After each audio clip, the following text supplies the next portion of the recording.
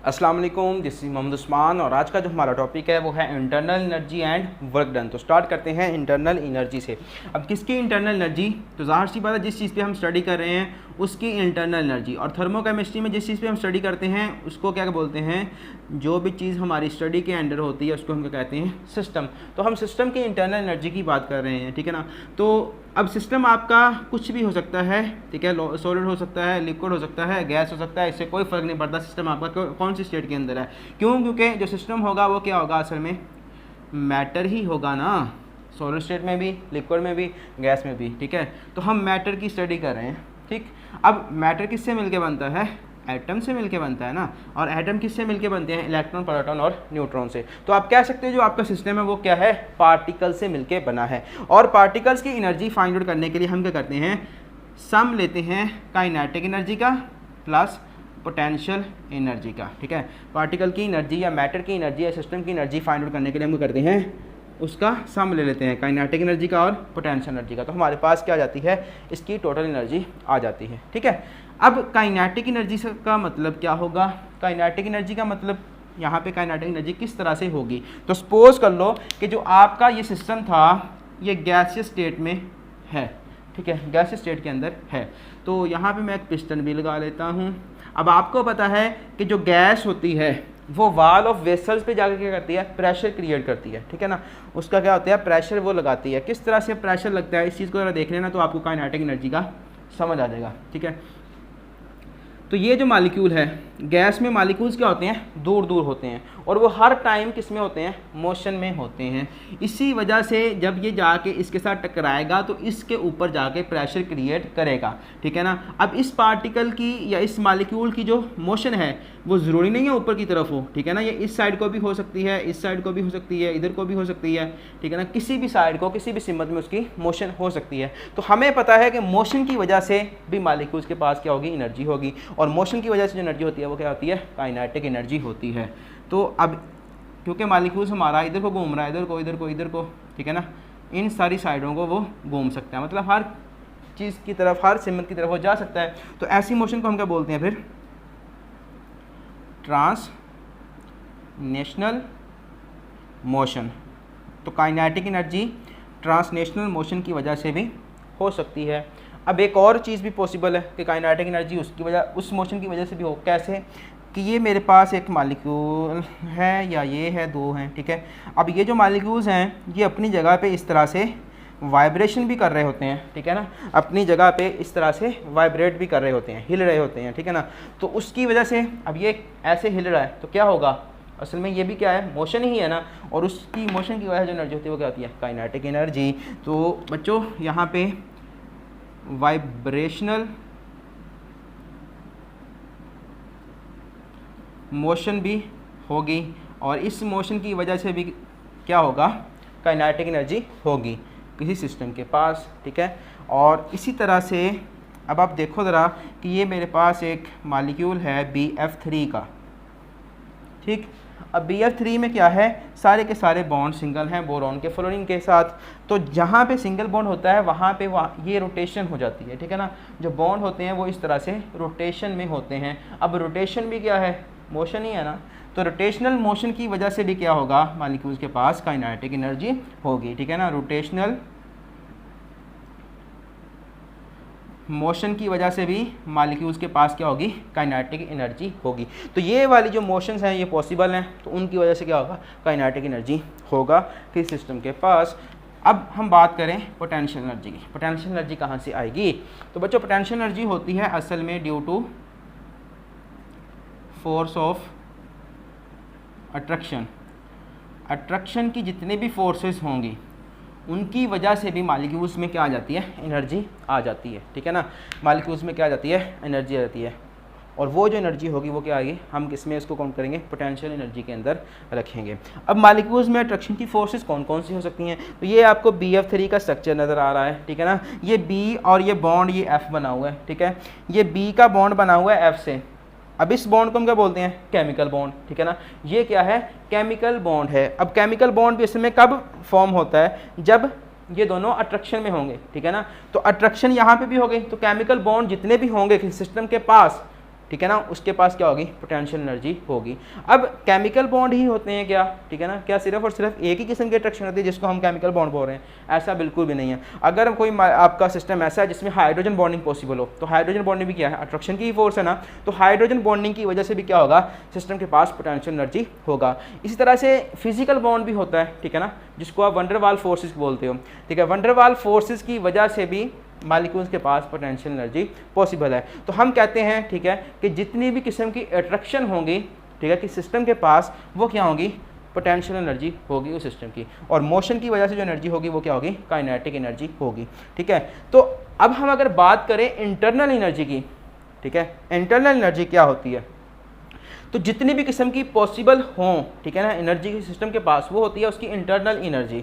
अब मैं बात करूं कि ये जो सिस्टम है उसके पास क्या सिर्फ और सिर्फ काइनेटिक एनर्जी ही है, क्या सिर्फ और सिर्फ पोटेंशियल एनर्जी ही है, ऐसा बिल्कुल भी नहीं है। अगर मैं इसमें थर्मामीटर रख दूं, ठीक है, तो इसका टेम्परेचर आ जाएगा, और टेम्परेचर क्या शो करता है, इसके अंदर क्या है, थर्मल एनर्जी है, तो यहाँ पे तो थर्मल एनर्जी भी हो जाएगी। और इसी तरह से अगर आपको याद हो तो हमने बोहर का एटॉमिक रेडियस फाइंड आउट किया था जिस टॉपिक में, और एनर्जी कैलकुलेशन की थी, तो वहाँ पे हमने देखा था कि इलेक्ट्रॉन और न्यूक्लियस के दरमियान अट्रैक्शन की फ़ोर्स होती है, ठीक है, और इस फोर्स की वजह से भी क्या होगा, अट्रैक्शन की फोर्स है ना, तो एनर्जी तो होगी। अब ये तो मैं बात कर रहा हूँ एक एटम की, अगर मुझे किसी सिस्टम की एनर्जी फाइंड आउट करनी है कि सिस्टम के अंदर, जिसके अंदर बहुत ज़्यादा एटम होंगे, ठीक है, जिसके अंदर क्या होंगे, बहुत ज़्यादा एटम्स होंगे, तो क्या आप फाइंड कर लोगे इसकी इंटरनल एनर्जी? हम इसकी इंटरनल एनर्जी फाइंड आउट नहीं कर सकते, क्योंकि जितनी भी किस्म की एनर्जी होगी वो क्या होगी, सारी की सारी इंटरनल एनर्जी होगी। तो पहले मैं इसकी डेफिनेशन लिख दूँ यहाँ पे, ठीक है, इंटरनल एनर्जी क्या होगी, total of all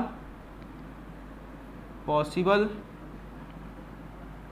kinds of energy, ठीक है, जितनी भी किस्म की एनर्जीज पॉसिबल हों कि सिस्टम के पास, वो सारी की सारी आप ऐड कर दो तो आपके पास क्या आ जाएगा, इंटरनल एनर्जी आ जाएगा, ठीक है। तो इंटरनल एनर्जी मैंने कहा है फाइंड आउट करना पॉसिबल नहीं है, क्यों, क्योंकि मॉलिक्यूल्स के पास बहुत किस्म की एनर्जी है। जैसे आपने देखा यहाँ पे एटम के दरमियान तो ये अट्रैक्शन बना नहीं है। अब एक सिस्टम आपने लिया है, उसमें कितने लाखों करोड़ों एटम्स होंगे, ठीक है, उसमें कितने लाखों करोड़ों एटम्स होंगे। अब सबकी आप फाइंड आउट करने बैठ जाओ तो क्या होगा, काफ़ी मुश्किल काम है। इसी वजह से अब ये अगर फाइंड आउट कर भी लो तो फिर आपने पोटेंशियल एनर्जी कितनी किस्म के वंडरवाल फोर्सेस हैं, कितनी किस्म के उसके अंदर केमिकल बॉन्ड्स बने हुए हैं, ठीक है, फिर उसकी काइनेटिक एनर्जी फाइंड आउट करोगे, फिर उसकी थर्मल एनर्जी, ठीक है ना, इस तरह से आप फाइंड आउट करोगे तो ये क्या हो जाएगा, एक इम्पॉसिबल काम होता है। अब इम्पॉसिबल है, दूसरा हमें इसकी ज़रूरत भी नहीं है, ठीक है, कि हम फाइंड आउट करते फिरें कि इस सिस्टम की पहले इंटरनल एनर्जी कितनी है, हमें इस चीज़ की कोई ज़रूरत नहीं है। हमें जो काम की चीज़ यहाँ पर देखनी है वो ये देखनी है कि जब हम रिएक्शन करवाते हैं, ठीक है ना, जब हम रिएक्शन करवाते हैं और रिएक्टेंट से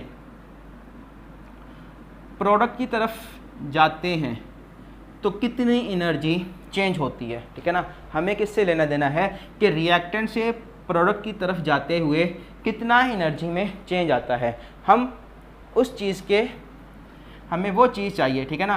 तो एनर्जी को हम रिप्रेजेंट करते हैं ई से, ठीक है, इंटरनल एनर्जी को हम किससे रिप्रेजेंट करते हैं, ई से, और हमें तो उसकी चेंज का पता चलेगा ना, तो इसीलिए हम उसको मोस्टली डेल्टा ई लिखते हैं, ठीक है, कि एनर्जी का चेंज कितना हुआ है जब हम रिएक्टेंट से प्रोडक्ट की तरफ जाते हैं। तो ये होता है इंटरनल एनर्जी। अब यहाँ पर दूसरी चीज़ कि जो इंटरनल एनर्जी होती है वो एक स्टेट फंक्शन होता है, ठीक है।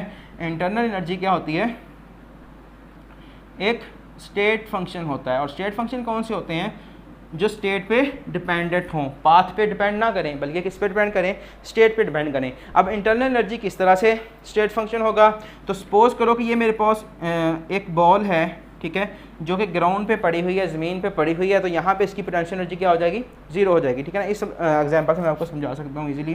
तो यहाँ पे उसकी पोटेंशियल एनर्जी क्या हो जाएगी, ज़ीरो हो जाएगी। मुझे इसको उठा के यहाँ पे लेके आना है ऊपर, ठीक है, इस पोजीशन पे, और यहाँ पे इसकी एनर्जी कितनी है, आप कह लो कि 20 है, यहाँ पे 0 थी, ठीक है। मुझे अगर इसको यहाँ से उठा के यहाँ तक लेके जाना है तो मैं क्या करूँगा, इसको, इस पर कुछ वर्क करूँगा, ठीक है, इसको कुछ हीट फ्राहम करूँगा, ठीक है। हीट भी क्या है, एनर्जी की सोर्स है ना, उसकी वजह से ये गेंद क्या हो जाएगी, यहाँ पे आ जाएगी। अब अगर ये गेंद यहाँ पे आ गई, ठीक है, तो इसकी एनर्जी कितनी हो गई, 20 हो गई, ठीक है। तो यहाँ इस स्टेट में और इस स्टेट में आप डिफरेंस फाइंड आउट कर सकते हो, डेल्टा ई, ठीक है। इसको आप E1 कह लो, इसको आप E2 कह लो, ठीक है, कि यहाँ पे उसकी जो इंटरनल एनर्जी थी वो E1 थी, यहाँ पे इंटरनल एनर्जी कितनी थी E2 थी। तो मैं E2 माइनस E1 कर सकता हूँ और मेरे पास डेल्टा E आ सकता है, लेकिन यहाँ पे इसकी कितनी एनर्जी थी, ठीक है ना, इसके अंदर कितनी एनर्जी थी वो फाइंड आउट मैं नहीं कर सकता, ठीक है। अब दूसरी बात कि ये स्टेट फंक्शन किस तरह से है, ठीक है, इस चीज़ को देखना कि ये स्टेट फंक्शन किस तरह से है। मैंने इसको उठाना है यहाँ से यहाँ पे लेके आना है, ठीक है।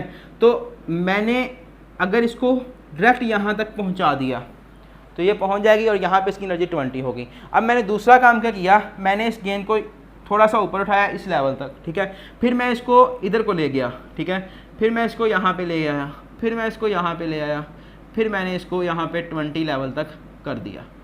अब बॉल इधर से जाके भी यहाँ तक पहुँचेगी, इधर से जाके भी यहाँ तक पहुँचेगी, कोई और जिग-जैग मोशन करवाते हुए मैं यहाँ पे ले आऊँ तो यहाँ पे ही पहुँचेगी और यहाँ पे इसका जो एनर्जी है वो कितना होगा, 20 ही होगा।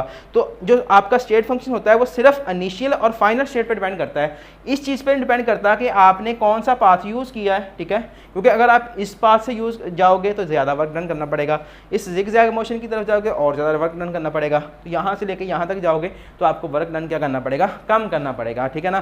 तो इसी वजह से जो इंटरनल एनर्जी है वो क्या है, एक स्टेट फंक्शन है जो इस स्टेट पे और इस स्टेट पे डिपेंडेंट है, किस पाथ के थ्रू आप वहाँ तक पहुँच रहे हो इस चीज़ पे डिपेंडेंट नहीं होती है, ठीक है। तो ये था हमारे पास इंटरनल एनर्जी। अब हम बात करते हैं कि किसी सिस्टम की इंटरनल एनर्जी को आप किस तरह से इंक्रीज़ या डिक्रीज़ कर सकते हो। इस सिस्टम की इंटरनल एनर्जी को आप किस तरह से इंक्रीज़ या डिक्रीज़ कर सकते हो।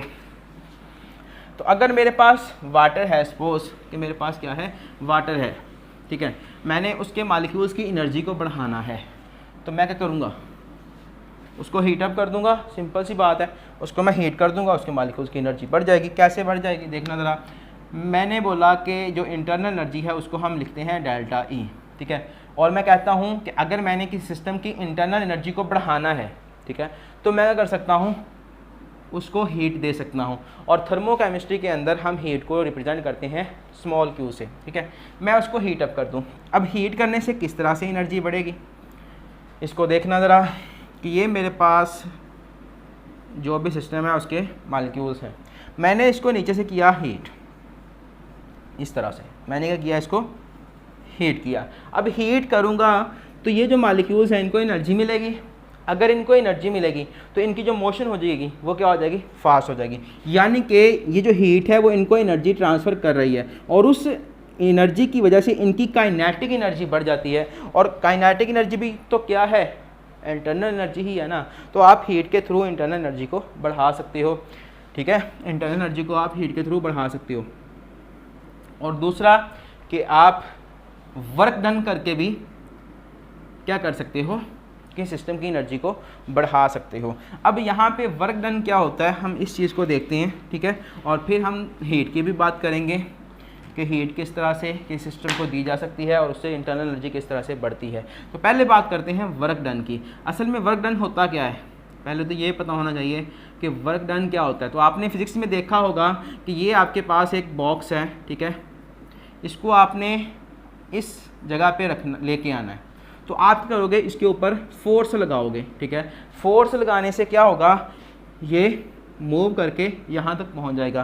तो इसने यहाँ से लेके यहाँ तक का क्या किया, डिस्टेंस तय किया इस फोर्स की वजह से, ठीक है। तो वर्क बच्चों क्या किसके इक्वल हो जाएगा, फोर्स ज़रब डिस्टेंस के इक्वल हो जाएगा आपका वर्क डन। लेकिन ये बातें हम करते हैं फिजिक्स के अंदर, यहाँ हम केमिस्ट्री की बात कर रहे हैं। और थर्मोकेमिस्ट्री में वर्क डन क्या होता है, थर्मोकेमिस्ट्री में बच्चों वर्क डन इक्वल होता है प्रेशर वॉल्यूम वर्क के, ठीक है, प्रेशर वॉल्यूम वर्क के इक्वल होता है। अब प्रेशर वॉल्यूम वर्क डन क्या होता है इसको ज़रा समझना, ठीक है।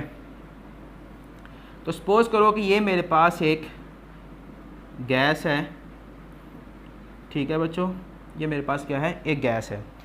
अब अगर मैंने ये प्रेशर को फिक्स कर दिया है, ठीक है, मतलब मैंने काफ़ी हाई प्रेशर रख दिया है, यहाँ पे हाई प्रेशर रखूँगा तो क्या होगा, ये पिस्टन अपनी जगह पे फिक्स रहेगा, ठीक है, गैस के मॉलिक्यूल जाएंगे इसके साथ टकराएंगे इस तरह से जाके, ठीक है, तो ये पिस्टन ऊपर की तरफ मूव नहीं करेगा। असल में वर्क डन होता क्या है, ये गैस का यहाँ पे वर्क डन कैसे होगा, या तो गैस कंप्रेस हो जाए या गैस एक्सपैंड हो जाए, ठीक है ना, दोनों ही केस में वर्क डन होगा। अब किस तरह से गैस एक्सपैंड होती है या किस तरह से गैस कंप्रेस होती है। कंप्रेस किस तरह से होगी कि अगर आपने यहाँ पे 1 atm प्रेशर रखा हुआ था तो आपका पिस्टन यहाँ पे था, ठीक है। अब मैं यहाँ पे करूँ 10 atm प्रेशर लगा दूँ तो उससे बच्चों क्या होगा, ये पिस्टन नीचे को मूव कर जाएगा ना, तो नीचे को मूव करेगा तो मॉलिक्यूल्स इस थोड़ी सी जगह में कंजस्टेड हो जाएंगे, ठीक है, और इनकी जो मोशन होगी वो क्या हो जाएगी, ज़्यादा हो जाएगी, ठीक है ना, क्योंकि ये जब नीचे आएगा ना, पिस्टन नीचे आएगा तो ये अपनी एनर्जी ट्रांसफ़र करेगा इन मॉलिक्यूल्स को, तो उसकी वजह से मॉलिक्यूल्स क्या करेंगे, उनके पास एनर्जी ज़्यादा हो जाएगी और वो ज़्यादा स्पीड के साथ इस वॉल ऑफ वेसल पे कोलाइजन करेंगे। किस तरह से, आपने कभी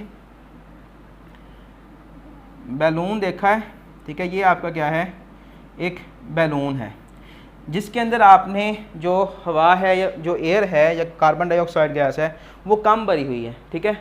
अब अगर कम भरी हुई है तो आप क्या करो, इसके ऊपर थोड़ा सा प्रेशर लगाओ, मतलब ये आपका बलून पड़ा हुआ है उसके ऊपर आप प्रेशर लगाओ तो वो क्या होगा, प्रेशर की वजह से कंप्रेस हो जाएगा, यानी कि उसकी जो शक्ल होगी पहले जो थी वो क्या हो जाएगी, चेंज हो जाएगी। अब वो चेंज क्यों होगी, क्योंकि असल में आपने जब उसके ऊपर प्रेशर लगाया है, ठीक है, तो जो गैस होगी वो कंप्रेस हो जाएगी और कंप्रेस होने की वजह से वो चाहेगा कि आपका हाथ ऊपर की तरफ जाए, ठीक है ना। तो यहाँ पे भी यही कंडीशन है कि ये मॉलिक्यूल्स की एनर्जी बढ़ जाती है, मॉलिक्यूल्स की एनर्जी बढ़ जाएगी तो वो उसके ऊपर फोर्स ज़्यादा लगाएगा, ठीक है ना, तो वो इस पिस्टन को ऊपर की तरफ मज़ामत करेगा, ठीक है। अब ये तो कंडीशन हो गई ना कि आपने कंप्रेशन के थ्रू वर्क डन किया, ठीक है। अब दूसरी जो कंडीशन है इसको देखना, इससे आपको सारी समझ आ जाएगी। यहाँ पे क्या है कि ये जो पिस्टन है उसका जो मास है वो बहुत ज़्यादा कम है और जो बाहर एयर है वो कुछ भी नहीं है, ठीक है ना। आप कहाँ पे हो, स्पेस में बात कर रहे हो, ठीक है। यहाँ पे क्या है, मतलब एयर वेयर कुछ नहीं है, बाहर से प्रेशर हम मतलब कुछ नहीं प्रेशर लगा रहे हैं, ठीक है, कोई प्रेशर नहीं लगा रहे और इसका मास जो है वो क्या है, काफ़ी ज़्यादा कम है। अब जब मास कम होगा तो जैसे ही ये जाके इसके साथ टकराएगा, एक कोलिजन होगी, ठीक है, तो ये यहाँ से मतलब यहाँ पे आएगा और ये यहाँ से वापस मुड़ जाएगा, ठीक है ना, क्योंकि उसके साथ जाकर टकराया और उस टकराने की वजह से ये इसको थोड़ा सा ऊपर मूव करवा देगा। ये ब्लू लाइन क्या है, ऊपर की तरफ है, ठीक है ना। तो इसमें क्या हो रहा है, सिस्टम आपके ऊपर वर्क कर रहा है, ठीक है ना। ये आपकी क्या है, सराउंडिंग है, ठीक है, ये क्या है, बाउंड्री है और ये क्या है, आपका सिस्टम है। तो सिस्टम ने क्या किया है, आपकी जो बाउंड्री है इसके ऊपर फोर्स लगाई है तो सराउंडिंग के ऊपर क्या हुआ है, प्रेशर ज़्यादा लगेगा, ठीक है ना। मतलब ये आपका पिस्टन था, ये नीचे से जाके मॉलिक्यूल टकराया, पिस्टन आपका ऊपर उठ गया, ठीक है ना। तो पिस्टन ने आपके क्या किया है, सराउंडिंग पर प्रेशर क्रिएट किया है। तो ये क्या कर रहा है, सिस्टम वर्क कर रहा है, ठीक है ना। तो अब सिस्टम ने जब वर्क किया है, एक मॉलिक्यूल आगे टकराएगा वापस मुड़ जाएगा, अब ये मॉलिक्यूल जाके इसके साथ टकराएगा, ये और ऊपर चला जाएगा। पहले वॉल्यूम कितना था, इतना था ना, पहले वॉल्यूम ये था, ठीक है ना, पहले वॉल्यूम ये था। अब वॉल्यूम कितना होगा, अब वॉल्यूम तो यहाँ पे चला जाएगा ना, ठीक है। तो यहाँ पे क्या हुआ है, डेल्टा वी हुआ है, वॉल्यूम में चेंज आया है, वॉल्यूम में चेंज आया है। अब आया किसकी वजह से है, असल में ये जो आपका पार्टिकल था वो जाके इसके ऊपर क्या कर रहा था, फोर्स लगा रहा था, ठीक है ना। ये यानी कि क्या है, प्रेशर है आपका, ठीक है, ये जाके क्या कर रहा है, फोर्स लगा रहा है। तो वर्क डन क्या होता है, फोर्स ज़रब डिस्टेंस ही होता है ना। तो यहाँ पे इस मॉलिक्यूल ने जाके इसके ऊपर, पिस्टन के ऊपर फोर्स लगाई और उस पिस्टन की ऊपर फोर्स लगाने से आपका वॉल्यूम चेंज हुआ। तो यहाँ पे जो प्रेशर होगा ये क्या होगा, फिर फोर्स होगा और वॉल्यूम यहाँ पे क्या होगा, डिस्टेंस होगा, ठीक है। तो ये होता है आपका प्रेशर वॉल्यूम वर्क। अब जब मैंने यहाँ पे देखा कि जब हमने वर्क किया तो डेल्टा वी में चेंज आया, ठीक है ना, वॉल्यूम में चेंज आया, लेकिन प्रेशर क्या था, कांस्टेंट था, ठीक है ना। अब बच्चों आपके ऊपर सिस्टम भी वर्क कर सकता है और सिस्टम के ऊपर आप भी वर्क कर सकते हो, यानी कि आप सिस्टम पे एहसान कर दो या सिस्टम आप पे कोई एहसान कर दे, ठीक है। तो दोनों केसेस हो सकते हैं और दोनों केसेस में जो वर्क डन की वैल्यू है वो डिफरेंट होगी, ठीक है। अगर तो बच्चों सिस्टम ने वर्क किया है, ठीक है ना, अब वो मैं यहाँ पे लिखने लगा हूँ, अगर तो क्या किया है, इस सिस्टम ने वर्क किया है, ठीक है ना, यहाँ पे सिस्टम का मॉलिक्यूल जा रहा था, इसके ऊपर फोर्स लगाई, अब जब मैं इसने उसके ऊपर फोर्स लगाई होगी तो इसकी एनर्जी क्या हो गई, कम हो गई, ठीक है ना। तो इसी वजह से जब सिस्टम वर्क करेगा तो हम साइन यूज़ करेंगे नेगेटिव का, ठीक है ना, हम साइन यूज़ करेंगे नेगेटिव का। और जब सिस्टम पे हम वर्क करेंगे, हम ऊपर से प्रेशर लगा देंगे, ठीक है ना, हमने वर्क किया, सराउंडिंग ने सिस्टम पे वर्क किया, तो वैल्यू वर्क डन की क्या होगी, पॉजिटिव होगी। आपने सिर्फ यहाँ पे नेगेटिव और पॉजिटिव यूज करना है, यानी W is equal to minus P delta V in case of when system आपका क्या करेगा, वर्क डन करेगा, ठीक है ना। और अगर आपका सराउंडिंग वर्क डन करेगा तो यहाँ पे क्या आएगा, पॉजिटिव वैल्यू आएगी। इसी तरह से आपकी हीट भी डिपेंडेंट होती है। तो अगर इसको थर्मोकेमिस्ट्री की लैंग्वेज में लिखें तो हम इस तरह से लिख सकते हैं कि work done by the system, work done by the system वो क्या होता है हमारे पास, नेगेटिव होता है, ठीक है। जब सिस्टम वर्क करेगा तो नेगेटिव वैल्यू आएगी, और जब work done on the system होगा, जब सराउंडिंग सिस्टम पे वर्क करेंगे तब क्या होगा, वैल्यू पॉजिटिव होगी, ठीक है। तो इसके साथ बहुत से लोग कंफ्यूज हो जाते हैं, स्टूडेंट कंफ्यूज हो जाते हैं कि कभी वर्क डन की वैल्यू को नेगेटिव लिख रहे हैं, कभी वर्क डन की वैल्यू को आप पॉजिटिव लिख रहे हो। तो असल में कब, जब सिस्टम वर्क करेगा, यानी कि जब सिस्टम आपका एक्सपैंड कर जाए, ठीक है ना, सिस्टम आपका एक्सपैंड कर जाए तो क्या होगा, सिस्टम ने सराउंडिंग पे वर्क किया है तो उस पर वैल्यू नेगेटिव आएगी। और जब सिस्टम आपका कंप्रेस हो जाए, यानी कि सराउंडिंग ने ही कंप्रेस करना है ना सिस्टम को, ठीक है, उसने खुद ब खुद तो हो नहीं जाना, तो इसी वजह से वहाँ पे वर्क डन की वैल्यू पॉजिटिव होगी। अब हीट किस तरह से इंटरनल एनर्जी को बढ़ा देती है। अगर मैं बात करूं कि मैं किसी सिस्टम को हीट करना शुरू कर दूं, ठीक है ना, उसको एनर्जी देना शुरू कर दूं, यानी कि उसके नीचे आग रख दूं, तो होता क्या है, असल में हीट होती क्या है, हीट क्या होती है, flow of temperature from hot body to cold body, वही क्या होती है ना, हीट होती है, हीट ट्रांसफ़र होता है ना, वो कंडक्शन के थ्रू भी होता है और कन्वेंशन के थ्रू भी होता है। अब यहाँ पे हीट का कंसेप्ट भी समझ लो कि किस तरह से हीट इस सिस्टम की एनर्जी को बढ़ा देती है। मैंने बच्चों यहाँ पे इसको किया हीट, असल में जब आप इसको हीट करोगे ना, ठीक है, इसको ज़रा इस साइड पे देखो कि ये जो है ना वो इस बर्तन की नीचे वाली साइड है, ठीक है, मैंने ये बनाई है और इसको यहाँ पे आप हीट कर रहे हो।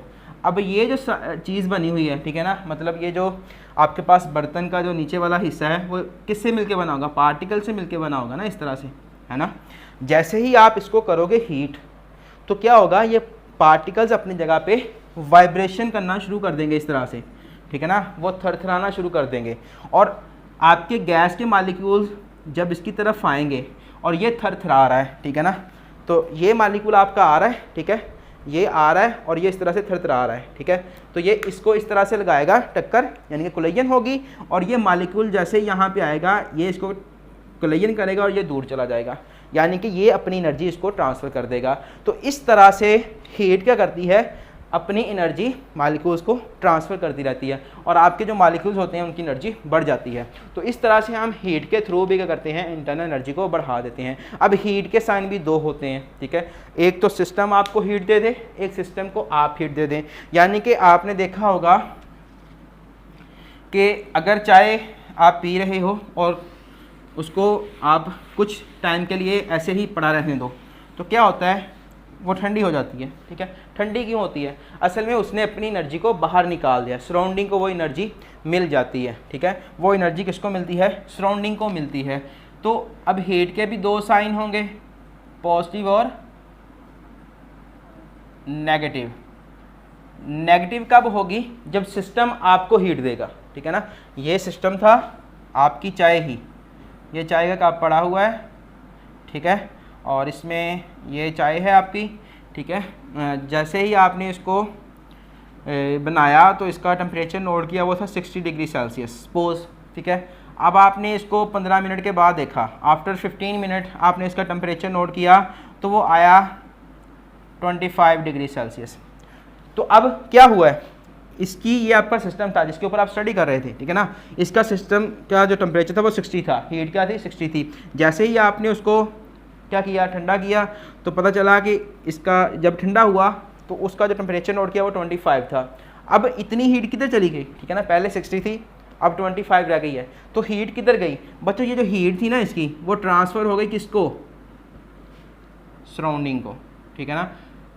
हीट किसको ट्रांसफ़र हो गई, सराउंडिंग को, यानी कि सिस्टम ने अपने अंदर से हीट आपको दे दी, ठीक है। तो वो क्या होगी फिर, वैल्यू इसकी नेगेटिव होगी। और जब आप सिस्टम को हीट करते हो, ठीक है ना, जब आप सिस्टम को हीट करते हो, जब आपने चाय बनाई, ठीक है, तो हीट आप दे रहे थे सिस्टम को, तो वो क्या होगी, पॉजिटिव होगी। तो हीट पॉजिटिव भी हो सकती है और नेगेटिव साइन के साथ भी हो सकती है। तो ये था हमारे पास इंटरनल एनर्जी का टॉपिक, जिसमें हमने वर्क डन को और हीट को भी देख लिया, ठीक है। आपको ये याद रखना है कि इंटरनल एनर्जी बढ़ाने के लिए हम क्या कर सकते हैं, सिस्टम को हीट अप कर सकते हैं और सिस्टम का ऊपर काम कर सकते हैं, ठीक है ना। और ये जो हीट और वर्क डन होते हैं ये स्टेट फंक्शन नहीं है, ये पाथ फंक्शन होते हैं, ठीक है ना। ये किस पे डिपेंड करते हैं, पाथ पे डिपेंड करते हैं। किस तरह से, तो सपोज कर लो कि मुझे यहाँ से, ये मेरा घर है, ठीक है, ये क्या है, घर है, और ये क्या है, कॉलेज है। मुझे घर से कॉलेज जाना है, एक तो रास्ता ये जाता है सीधा, ठीक, और दूसरा रास्ता ये वाला है, ये एक रास्ता है, ये दूसरा रास्ता है, ये तीसरा रास्ता है, ठीक है। पहले आप यहाँ पे गए, फिर आप यहाँ पे गए, फिर यहाँ पे गए, फिर कॉलेज पहुँचे, ठीक है। ये आपके पास रास्ता नंबर 3 था। तो आप इस रास्ते से जाओ, आपने कहाँ जाना है, कॉलेज ही जाना है। आप इस रास्ते से जाओ, आपने तब भी कॉलेज ही पहुँचना है। आप इस रास्ते से जाओ, तब भी आपने कहाँ पे जाना है, कॉलेज ही पहुँचना है। तो इट्स मीन कि अगर आप इस रास्ते से जाओगे तो आपको ज़्यादा चलना पड़ेगा। ज़्यादा चलने पड़ने का मतलब क्या है, आपको वर्क क्या करना पड़ेगा, ज़्यादा करना पड़ेगा। इस रास्ते से जाओगे तो थोड़ा कम करना पड़ेगा, लेकिन अगर आप इस रास्ते से जाओगे तो आपको कम चलना पड़ेगा, ठीक है ना, जल्दी से आपका कॉलेज आ जाएगा। तो इट्स मीन कि जो वर्क डन होता है वो पाथ पे डिपेंड करता है, ठीक है, वो किस पे डिपेंड कर रहा है, पाथ पे डिपेंडेंट है। इसी तरह से हीट भी क्या होती है, पाथ फंक्शन होता है, स्टेट फंक्शन नहीं होता। तो ये था, यहाँ तक कोई क्वेश्चन तो लाजमी पूछेगा। Thank you very much.